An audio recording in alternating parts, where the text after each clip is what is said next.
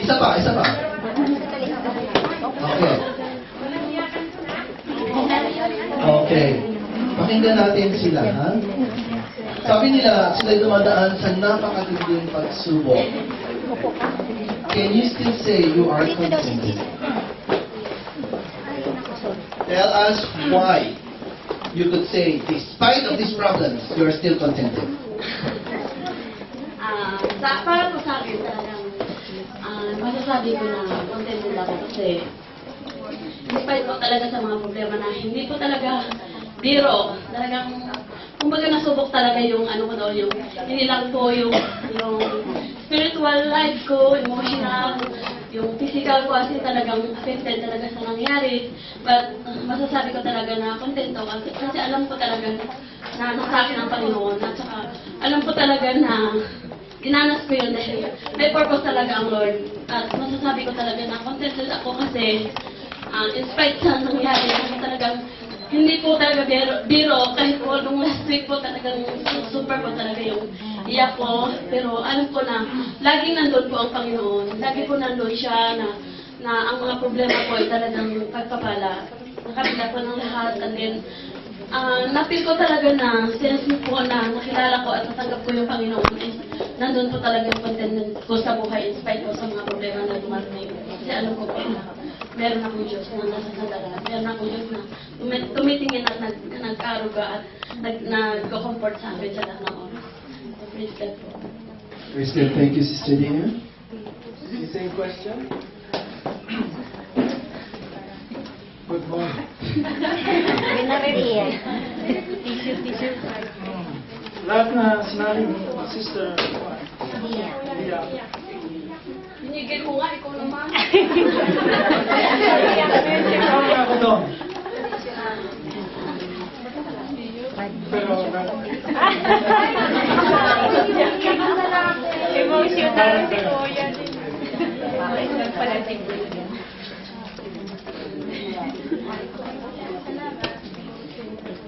Take a break. Take a break. kaya yun, nabubuhay sa Take a break. pagsubok. Pagsubok na parang hindi natin kaya kasi pero ang Panginoon nandun lagi sa atin. Siya ang gabay natin magbibigay sa atin ng lakas upang ma-overcome natin trials. Hindi natin may masasabing na wala tayong problema.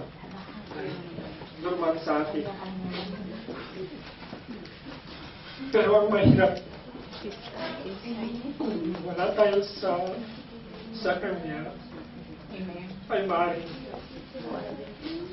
wala na siguro tayong masasabi natin wala tayong pwersa dahil sa Kanya ay bibigay lahat. Mga pangako niya, doon tayo nabubuhay sa Kanyang pangako. Kaya, praise God.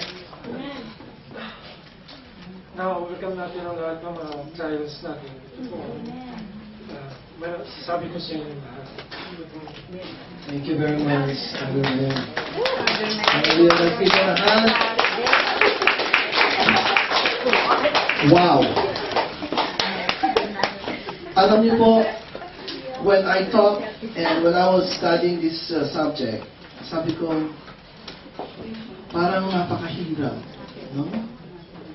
To claim na we are still contented in the midst of these problems and trials, in the midst of tears, in the midst of heartaches, we could still say contented. Alam niyo po, marami pong nag-suicide itong crisis na nangyari. At alam ko na isa sa rason ay hindi nila nakayanan. Pero alam niyo po, Sunday after Sunday, hindi po halata sa bawat isa sa inyo na kayo may mga mabibigat na suliranin sapagkat ang smile niyo po contaminating. Ang smile niyo po nag-i-inspire sa bawat isa. Kaya ako minsan po, medyo alanganin ako magtanong ng kumusta ka eh. Mas gusto ko na lang makipag-ismailan. Kasi pag lumapit na ako, tutulo na luha ko. Kasi alam kong bawat isa sa inyo are going through difficulties. Back home, in your present situation, your physical condition. But this morning, this is the promise. This is the promise that all of us should claim. He said, Paul himself, I am not saying this because I am in need, for I have learned to be content in whatever the circumstances be. I know what it is to be in need, and I know what it is to have plenty. I have learned the secret. Sikreto po yun. It is a secret. I have learned the secret of being content in every situation, whether well-fed or hungry, whether living in plenty or in want. A story is told of a king who went into his garden. Isang hari na namamasyal sa hardin niya one morning. And he found everything withered and dying. So sa pamamasyal niya po sa garden, nakita niyo po na yung mga planta at saka yung mga puno ay puro mga namamatay. Nagkakamatay sila. Kaya, with the curiosity of this king, he first asked the tree named oak, the oak tree, that stood near the gate. He found it was sick of life and determined to die because the oak tree was not tall and beautiful like the pine tree. So, he's complaining about that.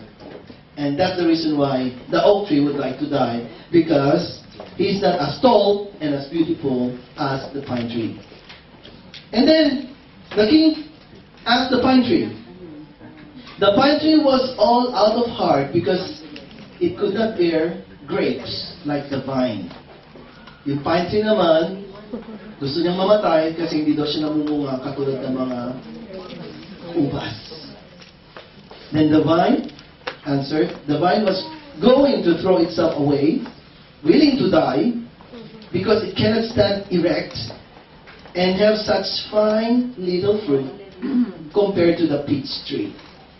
O ito daw naman mga grapes, gusto din daw mamatay kasi hindi niya ma-stretch yung kanyang branches at napakaliliit daw ng kanyang bunga, hindi katulad ng mga peach na malalaki. And so, the geranium, yung pong flower naman, was fretting because it was not tall and fragrant like the lilac. So, nagreklamo din daw yung geranium kasi gusto maging kasing taas at kasing bango ng lilac. So on and all through the garden, nagkakamatay. Kasi hindi sila kontento. So balit yung hari lumapit sa isang napakaliit na bulaklak. And he found this flower with its bright face lifted as cheery as ever. Katulad po ng mga faces me this morning. Okay? With your faces so cheery, so cheerful, so smiling, nilapitan niya po yung small flower na ito. Nagtaka po yung hari, sabi niya, I'm glad that amidst all the discouragement to find one little brave flower. You do not seem to be least disheartened. And the flower said, no, I am not sad, but I thought that if you wanted an oak, or a pine tree, or a peach tree, or a lilac, you would have planted one. But as I knew that you wanted a little flower, I am determined to be the best little flower that I can be.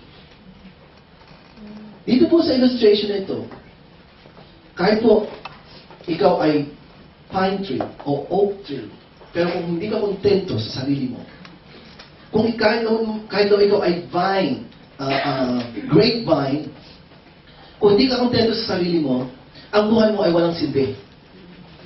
hindi ka magkakaroon ng real happiness, real joy.